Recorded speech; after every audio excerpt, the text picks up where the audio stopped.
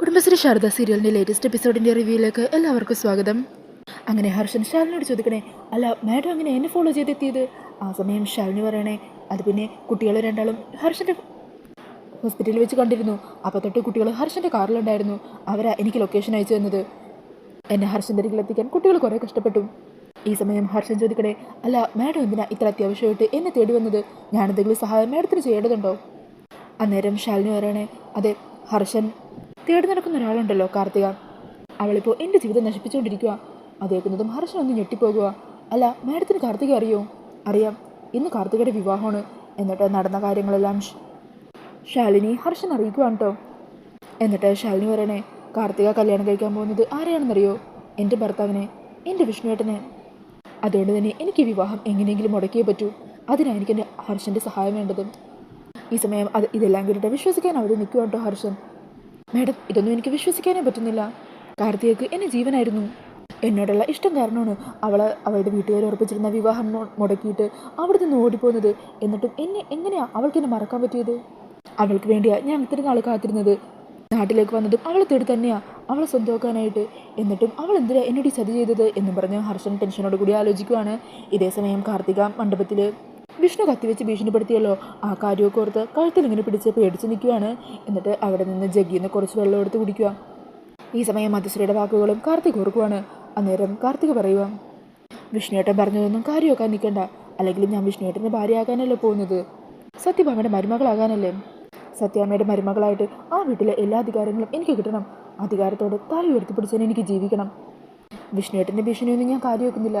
പക്ഷേ മറ്റാരോ ചിലരൊക്കെ വിവാഹം മുടക്കാനായിട്ട് ശ്രമിക്കുന്നത് പോലെ മനസ്സിലൊരു തോന്നൽ ആ ശാലിനിയായിരിക്കും. അവൾക്കാണല്ലോ ഈ വിവാഹം മുടക്കാൻ ഏറ്റവും കൂടുതൽ ആവശ്യം. അവൾ തന്നെയായിരിക്കും എന്തെങ്കിലും ചെയ്യുന്നുണ്ടാവും. ഇത് സത്യാമ്മയുടെ മരുമകൾക്ക് കൊടുക്കാൻ വേണ്ടി വെച്ചിരിക്കുന്ന ചെയിനല്ലേ, ആ ചെയിൻ എനിക്കാണ് കിട്ടിയത്. അതുപോലെ സത്യാമ്മയുടെ മരുമകൾ സ്ഥാനം എനിക്ക് തന്നെയായിരിക്കും. എങ്ങനെ ഞാനത് നേടിയെടുത്തിരിക്കും, എനിക്ക് ജയിച്ചേ പറ്റൂ എന്നും പറഞ്ഞ് നിൽക്കുവാണ് കാർത്തിക. ഈ സമയം ശാലിനി ഹർഷനോട് പറയണേണ്, കാർത്തികയെ മാത്രം കുറ്റപ്പെടുത്താൻ പറ്റില്ല. കാർത്തികയുടെ ഉള്ളിൽ ഹർഷനെ കുറിച്ചുള്ള തെറ്റായ ഒരു ഇമേജ് മധുശ്രീ ക്രിയേറ്റ് ചെയ്ത് വെച്ചത്. ഹർഷൻ മറ്റൊരു പെൺകുട്ടിയെ വിവാഹം കഴിച്ചു എന്ന് ആ മധുശ്രീ അവളെ പറഞ്ഞ് വിശ്വസിപ്പിച്ചു. അതിനായിട്ട് ഏതൊരു പെൺകുട്ടിയോടൊപ്പം മോർഫ് ചെയ്ത ഫോട്ടോസ് വരെ കാർത്തികയ്ക്ക് കൊടുത്തു മധുശ്രീ. അവളാ ഇതിന് പിന്നിലെല്ലാം കളിച്ചിരിക്കുന്നത്. ഹർഷൻ വിചാരിച്ചാൽ മാത്രമേ കാർത്തിക പറഞ്ഞ കാര്യങ്ങളൊക്കെ പറഞ്ഞ് മനസ്സിലാക്കി ബോധ്യപ്പെടുത്താൻ പറ്റുള്ളൂ. ഈ സമയം കുട്ടികളും ഹർഷൻ്റെ അരികിലേക്ക് ഓടി വരിക. ഹർഷൻ അങ്കിൾ എങ്ങനെയെങ്കിലും എൻ്റെ വിഷ്ണുവച്ചനെ രക്ഷിക്കണം. കാർത്തികാൻ്റെ ഞങ്ങൾക്ക് ഇഷ്ടമല്ല. എങ്ങനെയെങ്കിലും കാർത്തികാൻ്റെ വിളിച്ചുകൊണ്ട് പോയിട്ട് വിഷ്ണുവച്ചനെ ഈ വിവാഹത്തിൽ നിന്ന് രക്ഷിക്കണമെങ്കിൽ. അങ്ങനെ സത്യം കരഞ്ഞു പറയുവാണ്. അന്നേരം ഹർഷൻ പറയണേ, മാഡം എത്ര മണിക്കാണ് മുഹൂർത്തം? 12-നും 12:30 ഇടയിലാണ്. അല്ല മാഡം, ഇപ്പോൾ മുഹൂർത്തത്തിന് അധികം സമയമില്ലല്ലോ. അതെ ഹർഷൻ എത്രയും പെട്ടെന്ന് കാര്യങ്ങളൊക്കെ ഒന്ന് കാർത്തികയെ വിളിച്ചു പറയണം. ഹർഷൻ പറഞ്ഞാൽ കാർത്തികയ്ക്ക് കാര്യങ്ങളൊക്കെ ബോധ്യപ്പെടും. മാഡം, പക്ഷേ എൻ്റെ കയ്യിലുള്ള നമ്പറിൽ വിളിച്ചിട്ട് കിട്ടുന്നില്ല. മാഡത്തിൻ്റെ കയ്യിൽ വേറെ നമ്പർ ഉണ്ടോ? ഉണ്ട് ഹർഷ, ഞാൻ ഇപ്പോൾ വിളിച്ചു തരാം എന്ന് പറഞ്ഞ് കാർത്തികയുടെ ഫോണിലേക്ക് വീഡിയോ കോൾ ചെയ്തിട്ട് അത് ഹർഷന് കൊടുക്കുവാണ് കേട്ടോ. ഈ സമയം ഫോൺ റിങ് ചെയ്യുന്നത് കാണുമ്പോൾ കാർത്തിക പോയി ഫോണിൽ നോക്കുക.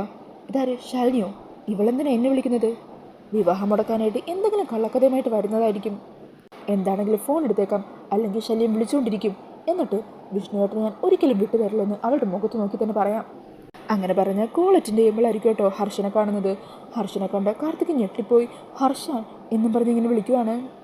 ഈ സമയം ഹർഷൻ ചോദിക്കണേ, അത് ശരി, അപ്പം എന്നെ നീ മറന്നിട്ടില്ലല്ലേ? എങ്ങനെ കാർത്തിക് നിനക്ക് എന്നെ മറന്ന് മറ്റൊരാളെ വിവാഹം കഴിക്കാനുള്ള മനസ്സുണ്ടായത്? അത് കേൾക്കുമ്പോൾ കാർത്തിക് ചോദിക്കുക, നിങ്ങൾക്ക് എങ്ങനെയാണ് മനസ്സുണ്ടായത്? നിങ്ങളെ ഞാൻ എത്രത്തോളം ഇഷ്ടപ്പെട്ടിരുന്നു, എന്നിട്ടും നിങ്ങൾക്ക് എന്നെ മറന്ന് മറ്റൊരു പെൺകുട്ടിയെ വിവാഹം കഴിക്കാൻ തോന്നിയില്ലേ? അങ്ങനെയുള്ള നിങ്ങൾക്ക് എന്തർഹത എന്നെ ചോദ്യം ചെയ്യാൻ? അത് കേൾക്കുന്നതും ഹർഷൻ പറയണേ, എൻ്റെ മനസ്സിൽ നീ മാത്രമേ ഉള്ളൂ കാർത്തികേയൻ. അതുകൊണ്ടല്ലേ നിന്നെ തേടി ഞാൻ ഈ നാട്ടിലേക്ക് വന്നതും. അത് കേൾക്കുന്നതും കാർത്തിക് പറയണേ, തേടി വന്നിരിക്കുന്ന പോലും നിങ്ങൾ മറ്റൊരു പെൺകുട്ടിയെ താലി കിട്ടിയില്ലേ? അവൾക്കൊപ്പം ഒന്നിച്ച് ജീവിച്ചപ്പോൾ എന്നെക്കുറിച്ച് ഓർത്തായിരുന്നോ? എന്നിട്ടിപ്പോൾ പഴയ കാമുകിയത്തോടെ വന്നിരിക്കുന്നു. എനിക്കറിയാം, നിങ്ങളും ആ ശാലിനിയും കൂടി എനിക്ക് വന്നിരിക്കുന്ന ഈ സൗഭാഗ്യം തട്ടിത്തെറിപ്പിക്കാനായിട്ടല്ലേ ശ്രമിക്കുന്നത്.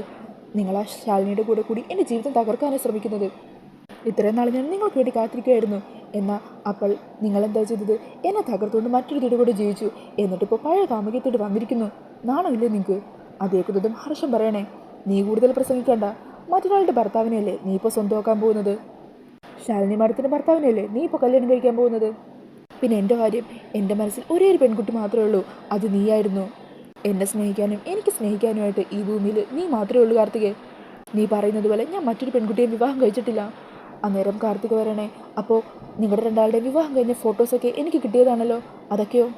അന്നേരം ഹർഷൻ പറയണേ, അതൊക്കെ ആരോ നിന്നെ കബളിപ്പിച്ചതാ, നിന്നെ തെറ്റിദ്ധരിക്കാനായിട്ട് എൻ്റെ ഫോട്ടോസ് വേറൊരു പെൺകുട്ടിയുടെ ഫോട്ടോസിന് കൂടെ മോർഫ് ചെയ്ത് അയച്ചതാ, അല്ലാതെ ഞാൻ ആരെയും വിവാഹം കഴിച്ചിട്ടില്ല. നിനക്ക് വേണ്ടിയിട്ടാണ് ഞാനിപ്പോൾ അമേരിക്കയിൽ നിന്ന് തിരിച്ചു വന്നത് പോലും. നിന്നെ തേടിയായിരുന്നു ഇത്ര നാൾ ഞാൻ അലഞ്ഞു തിരിഞ്ഞ് നടന്നത്. ഈ സമയം ശാലിനി ഹർഷൻ്റെ കയ്യിൽ ഫോൺ വാങ്ങിയിട്ട് പറയുക, അതേ കാർത്തിക്, ഹർഷൻ പറഞ്ഞതെല്ലാം സത്യമാണ്. ആ മധുശ്രീയ നിങ്ങൾക്കിടയിൽ കളിച്ചത്. മധുശ്രീയാണ് ഹർഷൻ്റെ വിവാഹം കഴിഞ്ഞു എന്ന് പറഞ്ഞ് തെറ്റായ ഫോട്ടോസ് നിന്നെ കാണിച്ച് നിന്നെ പറ്റിച്ചത്. അവൾക്ക് ഒരേ ഒരു ലക്ഷ്യമുള്ളൂ, നീ വിഷ്ണുവേട്ടനെ വിവാഹം ചെയ്യണം. അതിന് അവൾ കണ്ടെത്തിയ മാർഗ്ഗമായിരുന്നു കാർത്തിക ഇത്. ഹർഷൻ നല്ലവനാ, അവൻ്റെ ഉള്ളിൽ നിന്നോടുള്ള സ്നേഹം മാത്രമേ ഉള്ളൂ. അത് അവൻ്റെ വാക്കുകളിൽ നിന്ന് തന്നെ മനസ്സിലാക്കാം. നിനക്ക് ചേരുന്നത് ഹർഷൻ തന്നെയാ. ഈ സമയം ഇതെല്ലാം കേൾക്കുമ്പോൾ കാർത്തിക് കാര്യം മനസ്സിലാകുക. കാർത്തിക കരഞ്ഞുകൊണ്ട് പറയണേ, അപ്പോൾ ഞാൻ എൻ്റെ ഹർഷനെ ചതിക്കാൻ പോകുമായിരുന്നു. ഭഗവാനെ, ശാലിനി നീ പറഞ്ഞതല്ല സത്യമാണോ? അതേ കാർത്തികേ, എനിക്കെൻ്റെ വിഷ്ണുവേട്ടന് വേണം കാർത്തികേ. നിനക്ക് വേണ്ടി ഹർഷൻ കാത്തിരിക്കുകയാണ്, നിങ്ങൾ തന്നെ ഒന്നിക്കേണ്ടത്. ആ സമയം കാർത്തിക പറയണേ, ശാലിനി ഞാൻ എല്ലാ സത്യങ്ങളും സത്യാമ്മയോട് തുറന്നു പറഞ്ഞോളാം. എനിക്ക് ഹർഷൻ്റെ കൂടെ ജീവിക്കണം. അത് കേൾക്കുന്നതും ശാലിനി പറയണേ, എന്താണെങ്കിലും ഞങ്ങൾ ഉടനെ തന്നെ മണ്ഡപത്തിലേക്ക് എത്താം. നീ അതുവരെ എന്തെങ്കിലും പറഞ്ഞ് പിടിച്ചു നിൽക്കും. അവിടെ എത്തിക്കഴിഞ്ഞാൽ ഹർഷനെ നിന്നെ വേർപിരിക്കാൻ ആർക്കും പറ്റില്ല. നീ ധൈര്യമായിട്ടിരിക്കുക. അങ്ങനെ പറഞ്ഞ് കോൾ കട്ടാക്കിയിട്ട് ശാലിനിയും ഹർഷനും കുട്ടികളും നേരെ മണ്ഡപത്തിലേക്ക് പുറപ്പെടുവാണ്. ഈ മധുശ്രീ തന്നെ ചതിച്ചതോർത്ത് ആകെ സങ്കടപ്പെട്ട് നിൽക്കുവാണ്ടോ കാർത്തിക. പിന്നീട് കാണിക്കുന്നത് മണ്ഡപത്തിലെ പൂജയും മറ്റു ഒരുക്കങ്ങളും എല്ലാം പൂർത്തിയാവുകയാണ്. ഈ സമയം വിഷ്ണു ആണെങ്കിൽ അവിടെ ഇരിക്കുന്ന താലിച്ചരടിലേക്ക് ദേഷ്യത്തോടെ നോക്കുക. എൻ്റെ ജീവിതം തകരാൻ പോകുവാണ്. താലിച്ചരടല്ലായിരിക്കുന്നത് കുരുക്ക് തന്നെയാണ്. ഇത് ഞാൻ അവളുടെ കഴുത്തിലല്ല കെട്ടുന്നത്, എല്ലാവരും കൂടി എൻ്റെ തലയിലേക്ക് കെട്ടിത്തരുന്നൊരു ഭാരമാണ്. അങ്ങനെയൊക്കെ പറഞ്ഞ് ദേഷ്യത്തിൽ നിൽക്കുവാണ്. ഈ സമയം മധുശ്രീ മണ്ഡപത്തിലേക്ക് വരുന്നുണ്ട്. എന്നിട്ട് വിഷ്ണുവിനെയാണ് നോക്കി മനസ്സിൽ പറയണേ, ശാലിനി ജീവനാണ് പ്രാണനാണെന്നൊക്കെ പറഞ്ഞിട്ട് ഇപ്പം മറ്റൊരുത്തിയുടെ കഴുത്തിൽ താലി കെട്ടാനായിട്ട് ഒരുങ്ങി വന്ന് നിൽക്കുന്നത് കണ്ടില്ലേ? അമ്മയുടെ വാക്ക് ധിക്കരിക്കാൻ പറ്റില്ലെന്ന് പറഞ്ഞ് ഇപ്പോൾ അവൻ രണ്ടാം കെട്ടിന് തയ്യാറാകുക. നീ ആള് കൊള്ളാലോടാ. സത്യാമ്മയുടെ മുഖത്ത് തൻ്റെ മുഖ്യ ശത്രുവിനെ തോൽപ്പിക്കുന്നതിലുള്ള സന്തോഷവും ആനന്ദവും ഒക്കെയുണ്ട്. പക്ഷേ ഇതെല്ലാം കടലിലെ തിരമാല പോലെ പെട്ടെന്ന് അവസാനിക്കാൻ പോകുകയാണ്. നിങ്ങളാരും പ്രതീക്ഷിക്കാത്ത കാര്യങ്ങളാണ് ഇവിടെ ഇന്ന് നടക്കാൻ പോകുന്നത്. കേട്ടോടാ രണ്ടാം കെട്ടുകാരാ എന്നൊക്കെ പറഞ്ഞിങ്ങനെ ആലോചിച്ച് ചിരിച്ചു നിൽക്കുവാണ്. ഈ സമയം ബാമ മധുശ്രീയെ കാണുമ്പോൾ മധുശ്രീയുടെ അരികിലേക്ക് ചെല്ലുക. ആ മോളെന്താ ഇങ്ങനെ മാറി നിൽക്കുന്നത്? ഇന്ന് എനിക്ക് ഏറ്റവും സന്തോഷമുള്ള ദിവസവും. എല്ലാവരും ഈ സന്തോഷത്തിലും എൻ്റെ കൂടെ പങ്കുചേരണം. അങ്ങനെ അവിടുത്തെ അതിഥികളെയൊക്കെ സ്വീകരിക്കുവാണ്ടോ ബാമ. ഈ സമയം പൂജാരി പറയണേ, അതെ മുഹൂർത്തത്തിനുള്ള സമയമായി, ഇനി പെൺകുട്ടിയെ മണ്ഡപത്തിലേക്ക് കൊണ്ടുവരാം. താരം എടുത്ത് എത്രയും പെട്ടെന്ന് തന്നെ പെൺകുട്ടിയെ ഇങ്ങോട്ടേക്ക് കൊണ്ടുവന്നോളൂ. ഈ സമയം ബാമ ശ്യാമയോട് ചോദിക്കണേ, അല്ല പപ്പിയും കൂട്ടുകാരിയോടെ അവരല്ലേ താലോടിക്കേണ്ടത്? ആ സമയം പൊന്നു പറയണേ, അവരൊക്കെ അവിടെ റെഡിയാണ്. ഈ സമയം പൂജാരി ചോദിക്കുക, ആരാ താലം കൊടുത്ത് പെണ്ണിന് ഇങ്ങോട്ടേക്ക് വരവേൽക്കുന്നത്? അന്നേരം സത്യാമ്മ പറയണേ, അത് ശ്യാമയാ. ശ്യാമേ നീ ആ താലം വാങ്ങിക്കേ.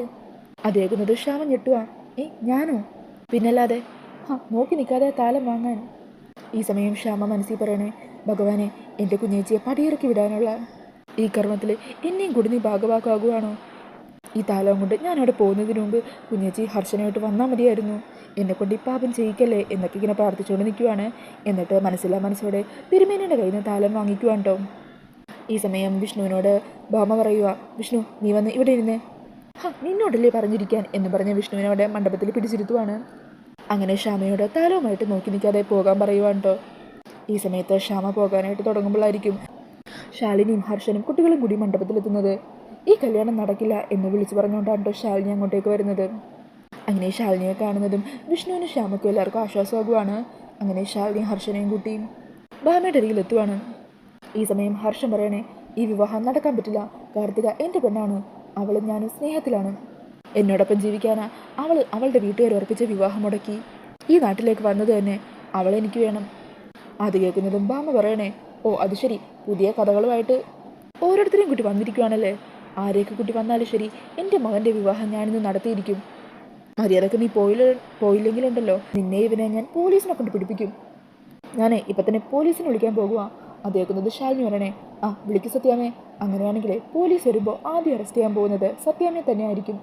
വിവാഹബന്ധം വേർപെടുത്താതെ മകനെ കൊണ്ട് നിർബന്ധിച്ച് മറ്റൊരു വിവാഹം കഴിപ്പിക്കാൻ ശ്രമിച്ചതിന്. ഹർഷൻ പറഞ്ഞതെല്ലാം സത്യമാണ്. ഹർഷൻ വരുന്നതുവരെ കാർത്തികയ്ക്ക് കുറച്ച് നാൾ സുരക്ഷിതമായിട്ട് താമസിക്കണം. ആ ഒരാവശ്യത്തോടെയാണ് വിഷ്ണുവേട്ടൻ്റെ ഭാര്യയെന്നും പറഞ്ഞ് അവൾ സത്യാമ്മയുടെ വീട്ടിലേക്ക് വന്നത്. പിന്നീട് കാലത്ത് കാർത്തികയ്ക്കുണ്ടായ മാറ്റം, അതിന് കാരണം ഈ നിൽക്കുന്ന മധുശ്രീ. ഇവൾ തന്നെ പറയൂ എന്താ കാര്യം എന്ന്. ഇവള് ഹർഷനെക്കുറിച്ച് ഇല്ലാത്ത കഥകൾ പറഞ്ഞു കൊടുത്തു. ഹർഷൻ മറ്റൊരു പെൺകുട്ടിയെ വിവാഹം കഴിച്ചു എന്ന് കാർത്തികയെ പറഞ്ഞ് വിശ്വസിപ്പിച്ചു. അങ്ങനെയാ കാർത്തിയെ കൊണ്ട് ഇവൾ ഈ വിവാഹത്തിന് സമ്മതിപ്പിച്ചതും. അതുകൊണ്ട് തന്നെ ഇനി ആര് വിചാരിച്ചാലും ഈ വിവാഹം നടക്കാൻ പോകുന്നില്ല. ഈ സമയം ഹർഷൻ പറയണേ, എൻ്റെ കയ്യിൽ ഇതിനുള്ള തെളിവുകളുണ്ട് എന്ന് പറഞ്ഞ് കാർത്തികയും ഹർഷനും കൂടി ഒന്നിച്ചുള്ള ഫോട്ടോസൊക്കെ ഭാമയെ കാണിച്ചു കൊടുക്കുവാണ്. അങ്ങനെ അതുകൊണ്ട് എല്ലാവരും അങ്ങ് ഷോക്കായി നിൽക്കുവാണ് കേട്ടോ. ഈ സമയം അവിടെ കൂടിയിരുന്ന ചില സ്ത്രീകളൊക്കെ പരസ്പരം സംസാരിക്കുന്നുണ്ട്. അവർ പറയുക, അത് ശരി, അപ്പം അങ്ങനെയാണ് കാര്യങ്ങൾ. ഒരു സിനിമാ കഥ പോലെ ഉണ്ടല്ലേ. ഇനിയിപ്പോൾ എന്താവും സംഭവിക്കാൻ പോകുന്നത്? എന്താവാനാ? ആ പയ്യൻ ഇനി ആ ശാലിനിയെ തന്നെ ഭാമയുടെ മുമ്പിൽ വെച്ച് ഒന്നും കൂടി താലി കെട്ടട്ടെ. അല്ല, അതിന് ആ പയ്യൻ അങ്ങനെ ചെയ്യുമോ? അവന് അമ്മയെ പേടിയല്ലേ? ആ ശാലിനിക്ക് ഇത്രയൊക്കെ ചെയ്യാമെങ്കിൽ ആ പയ്യൻ അതെങ്കിലും ചെയ്തുകൂടെ? എന്താണെങ്കിലും നോക്കാം കളി ഇനി എങ്ങോട്ടാണ് പോകുന്നതെന്ന്. അങ്ങനെ ആ ചേച്ചിമാരുടെ സംസാരമൊക്കെ ശ്രദ്ധിച്ച് വിഷ്ണു എന്തോ ഒരു തീരുമാനം മനസ്സിലെടുത്ത് നിൽക്കുന്ന ആ ഒരു സീൻ കാണിച്ചുകൊണ്ടാണ് ഇന്നത്തെ എപ്പിസോഡ് തീരുന്നത്. അപ്പോൾ ഈ ഒരു റിവ്യൂ ഇഷ്ടമായിട്ടുണ്ടെങ്കിൽ മറക്കാതെ വീഡിയോ ഒന്ന് ലൈക്ക് ചെയ്യണേ.